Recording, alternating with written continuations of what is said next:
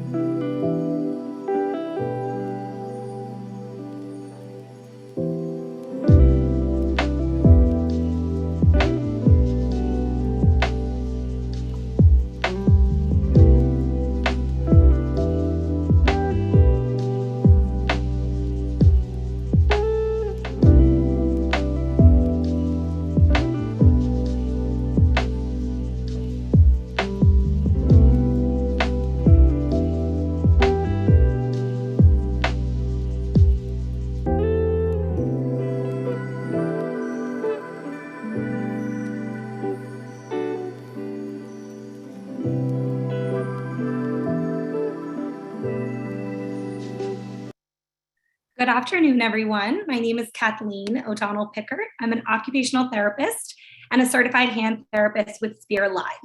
I'd like to welcome back those of you who have attended one of our other webinars, as well as welcome those who are new and joining us for the first time.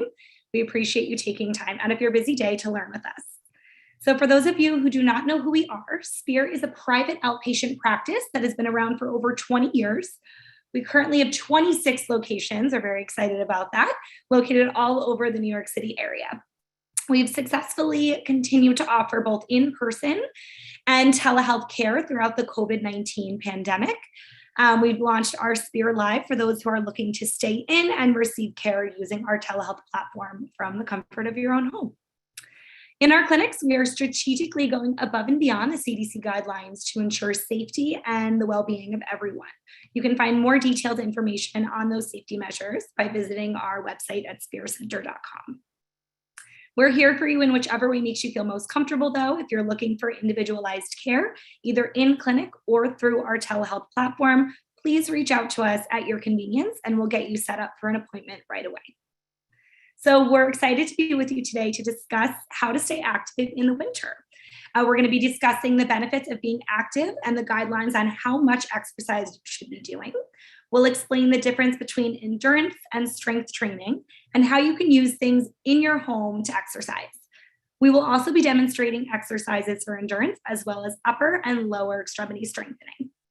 So as you can see, we're coming to you live from various locations and Spear clinics. And although we don't anticipate any technical issues, please be patient with us should any arise. Just a little bit of housekeeping throughout the webinar. We want to hear from you. If you have any questions, please feel free to let us know your thoughts in the Q&A feature. So to find where that is, just take a moment and hover your mouse at the bottom of your screen. You'll see a Q&A option pop up. This is where we want you to put all of your questions. We're going to do our best to address as many of them as we can during the webinar. It's best to put the questions in the Q&A. If you put your questions in the chat feature, they may get missed throughout the webinar. For those of you who are watching through YouTube Live, we are monitoring those comments in the comment section as well, so feel free to type your questions in on YouTube as well. And then lastly, there's going to be times where there's multiple panelists on the screen. So for the best viewing experience, please select Gallery View at the top right corner of your Zoom screen, and you'll be able to see multiple panelists at one time. All right, so let's get into our goals for the day, what we're going to be covering. So first of all, we're going to discuss the benefits of staying active in the winter. We're going to explain the difference between endurance and strength training, demonstrate endurance and strength exercises that can be completed from the comfort of your own home, as well as review the recommended amount of time that you should be spending exercising. So before we get started, I'd like to introduce our team of panelists. We're going to welcome everyone onto the screen now. So our presenters today are Deirdre McPartland, a physical therapist from one of our Midtown locations on 44th Street, and Molly Pilizzato, a physical therapist from our West 75th clinic. And then lastly, we have Tom Barsa, a physical therapist and our clinical director from the 44th Street location. He's going to be helping us with answering questions on the Q&A today. So just a reminder to everyone, again, it's best to be in gallery view so you can see everyone at the same time. And if you've done that, you should see all of us right now. There's 4 of us on screen. And then it's time to get started. So Tom, Molly, and I are going to say goodbye, and Deirdre will let you take it from here. Okay, guys. Hi, everyone. I'm Deirdre McPartland. I'm a physical therapist at our West 44th Street clinic. And before we get started, wanted to give you a little bit of a disclaimer. The contents of this webinar should not be taken as strict medical advice or a how-to guide. If you are injured, we definitely recommend you seek out medical attention from a licensed healthcare professional. So now we'll get into the benefits of exercise. There are many benefits of exercise to both your physical and mental health. Creating a consistent exercise routine in the winter can be hard due to cold weather, snow and ice on the ground, as well as your level of comfort exercising in a gym due to the COVID pandemic. You'll be able to get just as much benefit from exercising in your own home by getting a little creative. The first benefit I would like to talk about is to your cardiovascular system. Exercise can decrease your risk of cardiovascular disease and stroke, as well as control high blood pressure. Exercise can additionally decrease your risk of developing cancer. Believe it or not, exercise can help your brain health as well, with the ability to improve cognitive function, sleep patterns, and mental health. Exercise is a great way to manage weight along with a healthy diet. Exercise additionally decreases your risk of developing type 2 diabetes and can help control it if you have already been diagnosed. If you have osteoporosis, exercising in a safe manner can improve your bone density. If you're concerned about slipping and falling on ice, exercise has been shown to decrease your risk of falls and fall-related injuries. One of the more impressive statistics is that those who participate in physical activity at their recommended amount of time of 150 minutes per week have a 33% lower risk of all-cause mortality. If you're concerned about your own health, consult with your doctor before beginning a new exercise regime. The good news is health benefits of physical activity occur in those who have disabilities and chronic conditions as well. Remember, some physical activity is better than nothing. In addition to the health benefits of physical activity, you will also feel stronger and more capable of completing your daily tasks. I'll now pass it to Molly to discuss the difference between endurance and strength. All right, hi guys. In general, there are 4 different types of exercise: endurance, strength, balance, and flexibility. All of these components are important and each have different benefits. A well-rounded exercise program will include all 4 of these components. Having a variety in types of exercise can prevent exercise becoming stale or boresome. Today, we're going to focus on the first 2 types of exercise that I mentioned, endurance and strength. As we age, lean muscle mass is naturally lost and replaced with fat. This concept is called reversibility, but you can think about it simply as use it or lose it. If you not use your muscles and challenge them regularly, your muscles will atrophy or become smaller because they'll have less blood flow. Without oxygen and nutrients being delivered to these muscles, they will shrink. Let's talk about endurance or aerobic exercise now. Endurance exercise increases your heart rate and increases your breathing using oxygen to fuel the muscles. When you're doing endurance exercises, it will train your cardiovascular system to deliver oxygen to the rest of your body more efficiently. Aerobic exercises will keep your heart, lungs, and circulatory system pumping and improves your overall fitness. Examples of endurance exercises are brisk walking, dancing, swimming, biking, or climbing stairs. Anaerobic and aerobic are different ways that energy can be generated during workouts or daily activities. Aerobic uses glucose or oxygen to fuel the activity. Aerobic exercises are lower intensity, such as jogging, swimming, cycling, and hiking. Anaerobic exercise uses lactic acid, which produces muscle burn and fatigue. Anaerobic exercises are high intensity for short periods of time, such as sprinting, weightlifting, and interval training. Strength exercise can make a big difference in day-to-day activities. Strength training is when muscles work against a resistance greater than they normally encounter. Strong muscles can help with balance and to prevent falls. Examples of strength exercise are lifting weights, carrying groceries, overhead press, wall push-ups, and more. Strengthening exercise are also a great way to help with balance. To increase strength and endurance, you'll have to continually challenge your ability to push yourself by adding new resistance or intensity to the exercise. This concept is called the overload principle, which means your body will adapt to the load that you place on it. The body is adaptable, so changes must be made gradually as to not excessively stress the muscles. So which is better? It depends. What are your goals and what do you want to get back to doing? Any fitness routine should include both, but the types of exercise can change depending on your goals. Next, I'll discuss warm-ups and cool-downs. All right, so what's the big deal with warming up and cooling down? A warm-up before working out will get your body ready for the workout you're about to do. A warm-up will get your blood pumping and ensure your muscles have a good supply of oxygen. It will raise your body's temperature and ensure your muscles have a good supply of oxygen. A 5 to 10 minute warm-up will minimize the stress on your heart along with preventing injury. For the warm-up, you can do whatever activity you'll be doing, but at a slower pace. A cool down is completed after the exercise and is just as important as warming up. After doing a workout, your heart will continue to beat faster than normal. If you stop too fast, you could feel lightheaded or potentially pass out. A cool down only has to be about 5 to 10 minutes of holding stretches to be effective. Deirdre will review strength exercises now. Okay, before we get into the exercises, I just wanted to give you guys some tips prior to starting any exercise routine. It's very important to remember to breathe through the strength training. Try to avoid the tendency of holding your breath by thinking about breathing out as you push or lift. A good way to determine how much weight you should be using to complete one trial set where you complete 10 repetitions. If you are able to finish the 10 repetitions with good form, then that is a good amount of weight for you to use. Set yourself up for success before starting to work out in your home by wearing sneakers and having a yoga mat, if you have it available, to complete them on. Make sure you are standing next to a surface you can grab onto if needed. And so from here, what I'll do is start demonstrating the 4 upper extremity exercises that we have planned for you guys. Let me just make sure you can see. So Molly will get into some equipment that you can use in your own home to do these exercises, such as water bottles or canned items.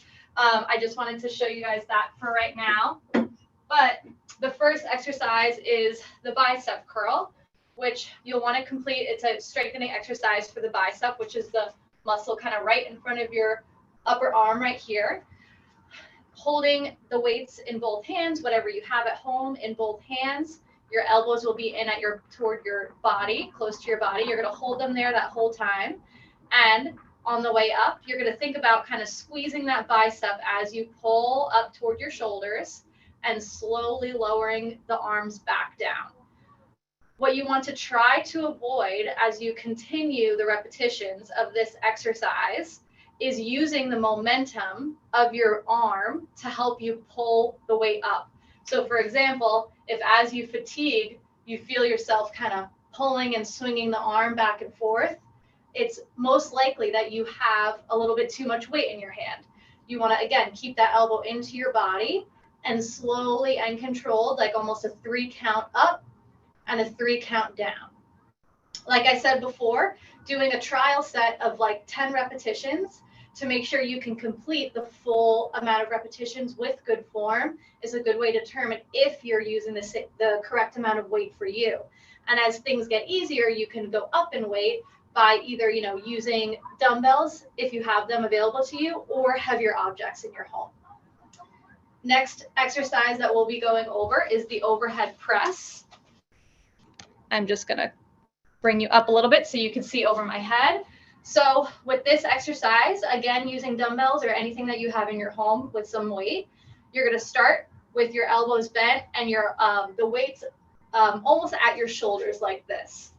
As you push the weights up overhead, what you want to think about is doing it in a almost as if you're lifting your arms in a Y. So if you were to come here and lift overhead in a Y, that is the kind of plane of motion that you should be using for this overhead press. Pushing up and down. This exercise works a lot of shoulder muscles, including your rotator cuff, as well as some of your other muscles that attach to your shoulder blades that help with your posture and also just help with the general strength of your arms, which will help you, in many day-to-day activities. If you find yourself kind of using your shoulders, shrugging them up as you do this exercise, as opposed to keeping your shoulder blades down and back, which is the proper way of doing this, shoulder blades down and back, push up slowly and pull down slowly. If you find yourselves using your shoulder blades to kind of shrug your shoulders toward your ears, that means, again, you might be using a little bit too much weight because you're compensating with other muscles. The next exercise that I'll demonstrate are two different variations of push-ups. The first one is a table push-up or a floor push-up. If you're not comfortable getting on the floor, this is something you could do maybe in your bed or on the couch or whatever surface that you feel more comfortable on. I'm going to show you on this table. So to modify, to make it a little bit easier, you can be on your knees with your kind of legs crossed around each other. You want your hands right below your shoulders, just a straight line down. And another thing you want to think about is your body being nice and straight. So you don't want to do this with your bottom kind of sticking out to the back or sagging down toward the table. You want a nice straight line of your bottom, your head, your bottom, and your knees. And then from here, push down and push back up. Again, try to just think about slowly lowering yourself down as best as you can, and then coming back up. If it's tough for you to get lower toward the table or the ground, that's okay. You can modify it by not pushing yourself quite as far down. Another modification of this exercise to make it a little bit easier is either doing leaning up against a table or a surface. I'm going to show you using the wall just so you can see me a little bit better. This time you'll have your hands on the wall. You step your feet back. Again, thinking about keeping your body in a nice straight line through your head, your bottom, and your feet. And then same motion, just bend those elbows, slowly lower yourself toward the wall and push yourself back up. A way to make this easier is stepping your feet in because you'll have to lift less of your weight. A way to make this harder is stepping your feet out, maybe walking your hands down the wall a little bit and then doing it from there as well. And like I said, that exercise can be completed against a stable table or countertop as well. Now I'll get into the lower extremity exercises. The first one is a squat. So, general form of a squat, you want to make sure that you're doing it kind of thinking about sitting your bottom back into a chair. So, arms in front of you, on your hips, kind of wherever you prefer that feels comfortable to you. And lower your bottom down. And then push through those legs and your glutes to stand back up. So again, nice, slow and controlled descent down as if you're sitting back into a chair and then coming back up. With this one, a common thing that people do is to not kind of think about sitting back into that chair and you kind of come forward a little bit too much. That doesn't strengthen all the muscles in the legs quite as well. Again, it's kind of another compensation. So if you're more comfortable at home, you can put a chair behind you or a surface behind you and think about pushing back and tapping that surface, coming back up. If you feel unsteady, again, it's just good to have that chair behind you in case you feel like you have to sit down. With this exercise, again, slow lowering, about maybe like a 3 count, and then a 3 count back up. If that's easy for you, and as you do 10 repetitions, you're not feeling too much of a burn in your legs, you can add any weight you have in front of your chest, holding it there, and doing the same thing. That will just add some weight and resistance to this squat. The next exercise that I will be demonstrating, the next two are table exercises. The first one is a clamshell. So this exercise helps to strengthen some of the outer muscles of your hips. If you're doing this correctly, you should feel a pretty good burn in those muscles on the outer side of your hips here. You're going to be laying on your side. You're going to have your knees bent up kind of toward your chest, and your hips bent up toward your chest, and your knees bent at about a 90-degree angle. Then from here, you're going to keep your feet together and only move the top leg. So the top leg will slowly lift up and slowly lower back down. A common compensation of this exercise is rolling your hips back as you lift the leg. That's something that you want to stay away from. You only want to lift the leg as high as you can while keeping your hips stacked on top of each other. And then again, just nice, slow, and controlled, 3 count up and 3 count down. In order to make this exercise harder, you can add any resistance bands if you have them at home, a looped one like this. Again, Molly will discuss this a little bit more later, but this will go wrapped above your knees, and then you do the same thing.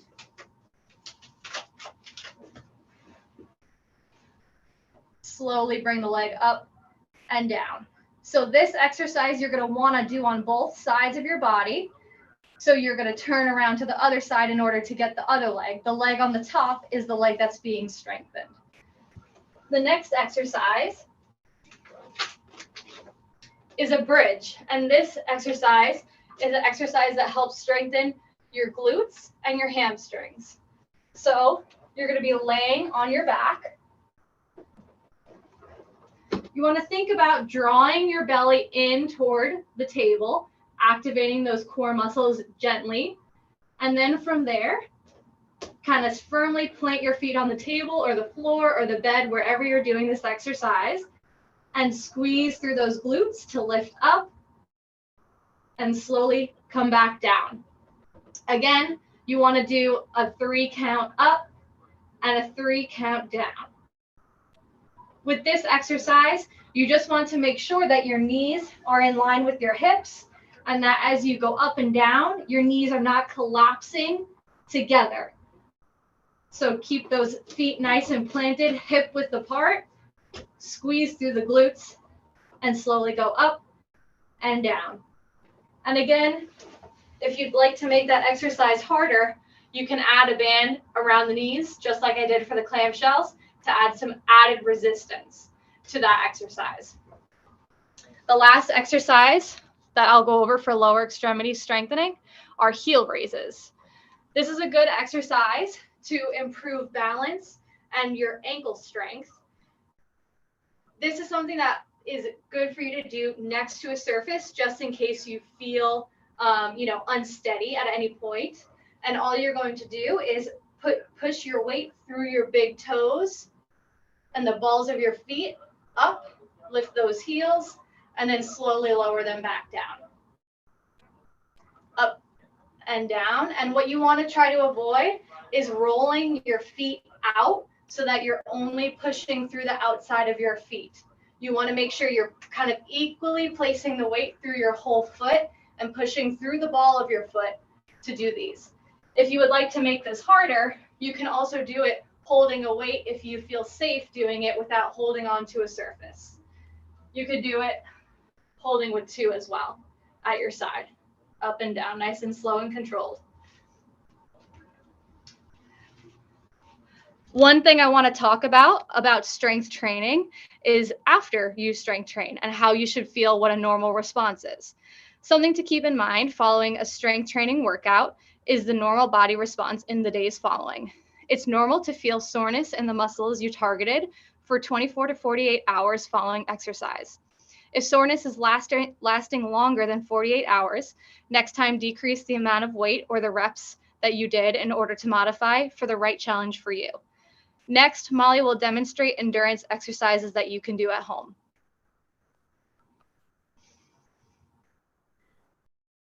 All right. Now I'm going to go over a few options for endurance exercises that you can complete from the comfort of your home. On the screen are just a few options of endurance exercises to complete from home, which I will review too. As we review, endurance or aerobic exercise is improving your cardiovascular system, which will help make the heart more efficient at carrying oxygen to your muscles. Your lungs will adapt to take more oxygen in and deliver it to the rest of your body. Your heart rate will increase in correlation to your workout intensity. All right, now I'm going to demonstrate some exercises and what to think about when you're doing these movements. When you're doing these exercises, try to take minimal rest breaks and challenge yourself to do the movements for a longer period of time. All right, so I'm going to move my camera over here. All right, and the first thing I'm going to go over are jumping jacks. So when doing jumping jacks, what you're going to do is you're going to jump your feet out and your arms up as you're going down. And you can stay on the balls of your feet as you're jumping. So to modify this, to make it a little bit easier, instead of jumping, you can step your feet out side to side.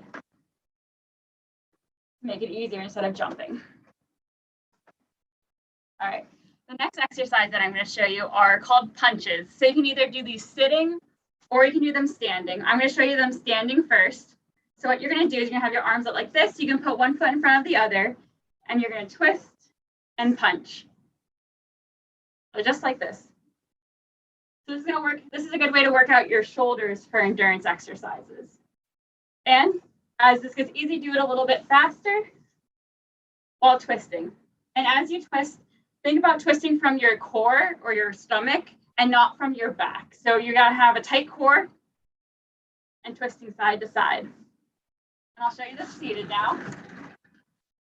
So sitting down, you're going to hold your fist up like this, so by your face, and you're going to punch shoulder level and twist as you do this. All right. So the next exercise, you can either do this standing or you can do it standing near a wall like this. And you're going to be doing standing marches. So you're lifting up your knee to hip height or as high as you feel comfortable going. This is working on your balance a little bit too as you're doing the marches. If you feel unstable, make sure you're doing this near a wall or a countertop. Marching like this. And if this gets easy, start going more. You can do a little bit faster, like this, as you feel ready. Or you can just stand here and march. But remember, try to do these for a longer period of time. All right, so the last one, I'm going to move this camera down even a little bit more, are side lunges. So what you're going to do is have your feet a little bit wider than your hip width apart. Have your toes pointed forward. You're going to go down to one side, sitting your hips back, going over one knee, and then switching to the other. So it's important to work in different planes of motion. So now we're going side to side. I'll show you from a side view. I'm sitting back and switching to the other side like this. And as this gets easy, you can do it faster, like this. All right, and if you have a smartwatch, you can go monitor your heart rate too. That can tell you how intense that your exercise is. Now I'll discuss some equipment that may be easily accessible in your home. All right, no equipment at your home? No problem. There's lots of objects that you can use every day in your home to challenge yourself. If you have a stationary bike or treadmill in your home, this is a great way that you can do endurance exercises. For strength activities, you can use a water bottle, milk gallon, soup cans, or hand weights. It is also easy to order resistance bands online. And of course, if you ever do any balance exercises, make sure you're standing near a countertop. Keep a towel and a water bottle close by. It's important you stay hydrated throughout the workout. Now, Deirdre will review some of the recommendations for daily activity. Okay, so before I talk about the daily recommendations, I just wanted to remind you guys that a exercise sheet will be sent out to all of you who participated.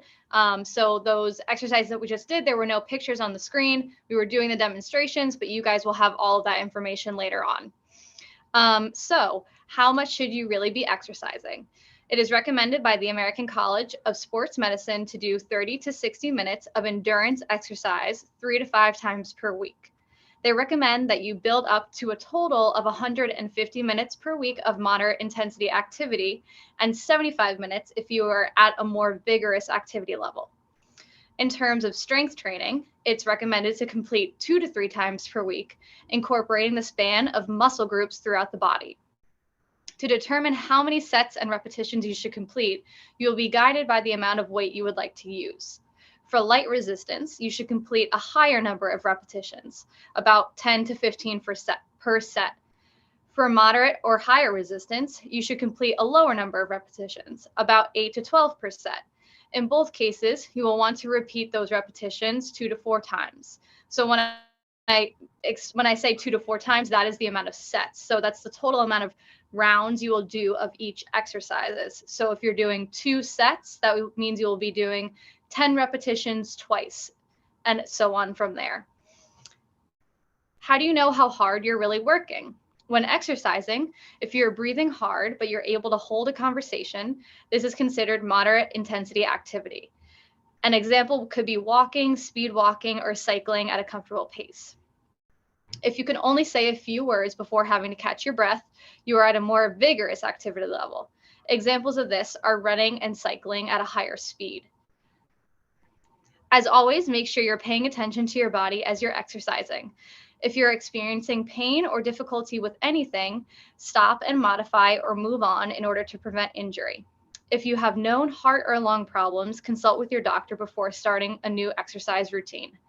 If you have concerns about past or current injuries specific to you and you would like to consult with a physical therapist prior to beginning exercising, reach out to Molly or I, and we will be happy to help.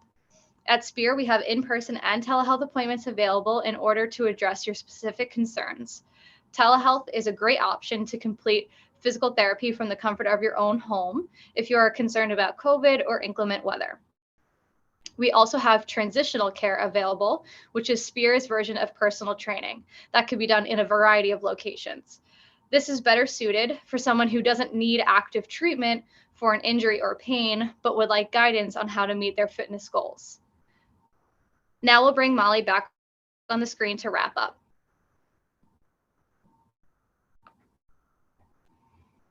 In conclusion, the highlights from tonight's talk are to decrease the time you're sitting down and try to move more throughout the day. It doesn't have to be complicated. You can follow workout videos or just jog in place inside. Keep your motivation up by working out with a spouse or a friend. They can also keep you accountable to the exercise routine. Try to find somebody that has the same goals, schedule, and somebody positive to inspire you. Remember, the most important part is to have fun. Finding exercises that are enjoyable to you are essential to fitness success. We hope you enjoyed our webinar tonight. I'm going to pass the baton back to Kathleen, and we'll be around to entertain any questions. Thank you. All right, amazing, guys. That was awesome. I feel like I need to get up and moving now. But we have a few questions, so I'm just going to kind of get started with those. If you guys have any more questions, just keep typing them into the Q&A, and Tom's going to kind of get them organized. So don't think that you can't ask questions from here on out. Keep them coming. All right, so I'll open the floor to both of you guys. First question is, which is better, aerobic or anaerobic exercise?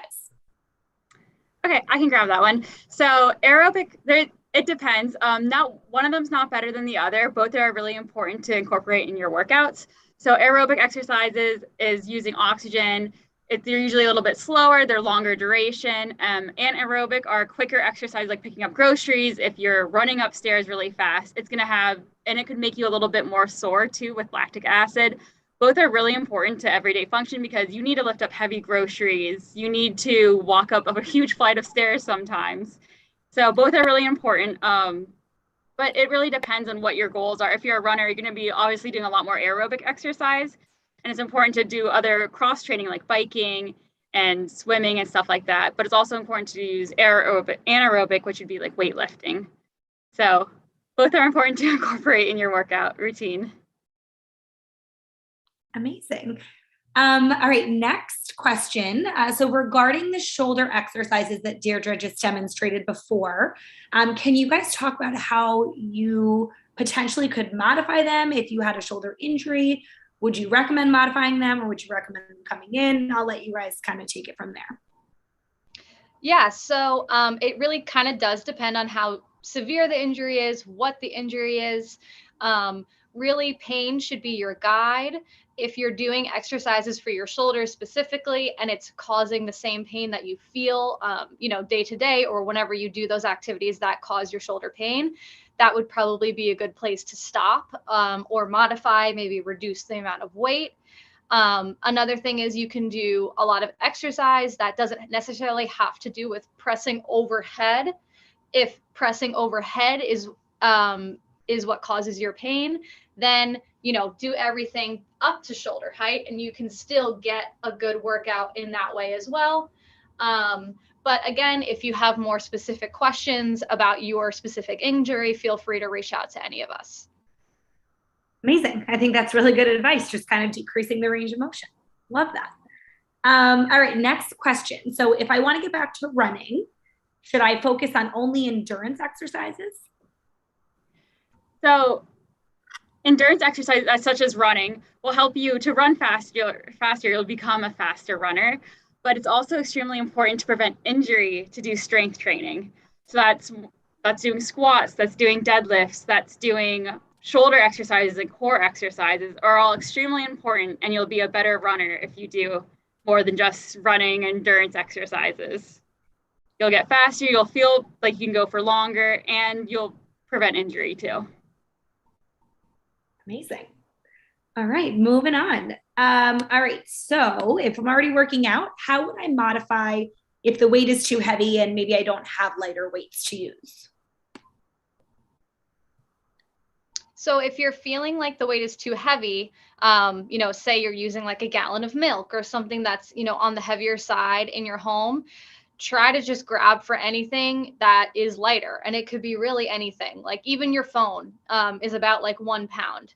And we know we all have phones these days. So just try to find something nice and light. And like I said, kind of before, do a kind of a, test amount of repetitions to see how you feel at the end of that set, whether it's, 10 repetitions, 8 repetitions, kind of whatever you feel like doing. And you can kind of go from there.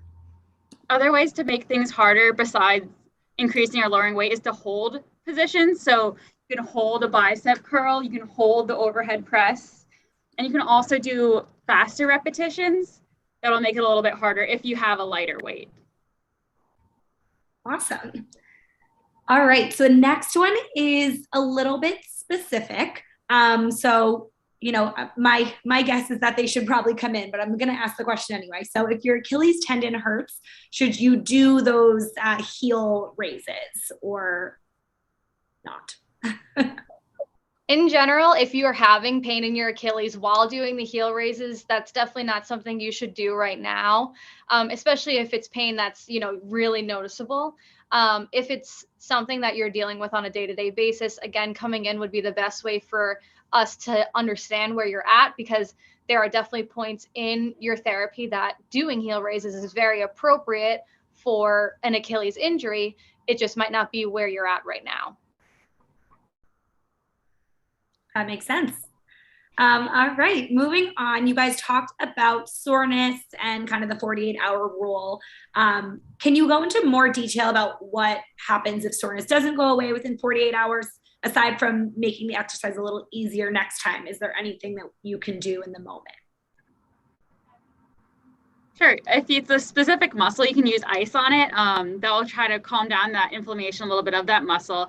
It's totally normal and expected to be sore after exercises, but just use it as your guide. It's okay if it lasts more than 40 hours, but in retrospect, do a little bit less next time. It's important to gauge, especially if you start working out and if you haven't been working out normally, it's important to learn your body first. And it's trial and error sometimes if you're sore for more than 48 hours.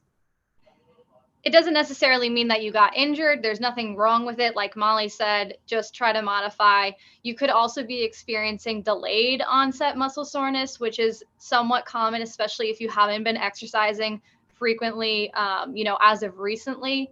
It's just something that happens in the body where the muscle soreness comes on at a delayed time period. So somewhere between 12 and 24 hours after the exercise, you might feel that soreness. And then in that case, it could last for more than 48 hours. But yeah, just generally modify it and do a little bit less if that's the case. Amazing. All right, so we have 2 more questions here. If anybody else has questions, keep them coming in the Q&A chat. Next question, what is the best exercise for losing weight? So in general, you're going to want to do a combination of exercises. You're going to want to do your endurance and your strength training. Your endurance exercise, kind of like Molly described earlier, kind of really gets that aerobic system working and definitely helps to kind of improve your, kind of fat content versus muscle content. But really, in order to kind of build that your body composition up, you also want to add in strength training as well. It's kind of been shown that if you're just doing one thing over and over again, that's just generally not the best way to kind of get in shape. You want to kind of put some variety into your exercises. So doing, like I said, a combination of exercise and strength training is the best way to do it. And earlier we mentioned 3 to 5 days a week of endurance exercise, and 2 to 3 days a week of strength training is generally the most recommended way to improve weight and kind of get all those benefits we talked about earlier. Another concept on top of that is what I talked about earlier was overload. You want to keep challenging your muscles. Again, you can be doing strength and endurance training, but if you're doing the same thing every single day, you're not doing any changes to your body. You got to keep increasing the weight as you feel comfortable. You have to keep running faster or biking faster or swimming faster. That's what's going to change you in the long run of challenging yourself. Amazing. This kind of goes a little hand in hand. Obviously, I think with the pandemic, a lot of people have been starting to work out at home. There's a lot more resources out there. So maybe you guys can help us with where to find ideas for home strength training workouts. Do you guys have any platforms that you recommend? YouTube is a great resource. There's a lot of free content on YouTube of people who post, exercise routines. And I've also found that they have a variety of levels of exercise. So if you're looking for just beginner strength training or beginner exercises, they have stuff for you. If you're looking for more advanced things, a lot of times they have stuff for you as well.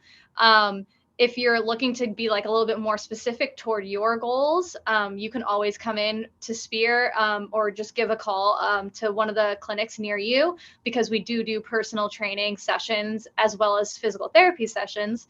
And then those transitional care, that's what we call it, is not geared toward any specific injury. It's more geared toward if you have questions on your own fitness and how to kind of improve from there. Yeah, that sounds great. Also, why would you not want to be trained by someone who can help you if you're having pain, right? Yeah, absolutely. All right. Well, we have gone through all of the questions. So thank you to everybody who asked questions.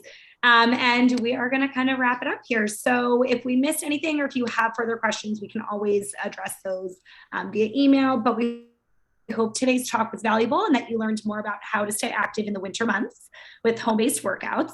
Again, if we didn't get to your question, please reach out. Our contact information is going to be shared shortly. So as a reminder, your presenters today were Deirdre McPartland and Molly Pilizzato. Feel free to write down their contact information so you can reach out to them directly with any questions or to schedule an appointment or transitional care. And then our Q&A moderator was Tom Barsa, clinical director and physical therapist from our 44th Street location. You can also feel free to reach out to Tom or myself with any questions. We're happy to facilitate getting you set up with the right therapist. And then we're going to continue to treat all conditions from head to toe here at Spear. So we remind you that we are not only open for in-person visits, but also for telehealth visits. So if you feel like you could benefit from some of our individualized care and treatment, please don't hesitate to reach out to any one of us.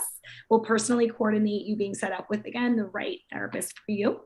And then lastly, we're going to be continuing our webinar series into 2022, covering a variety of topics. So we look forward to seeing you here. Follow us on social media or check your inboxes to learn more about upcoming topics and scheduling. And then again, thank you so much for spending time with us today. We hope you enjoyed the webinar and we wish you the best.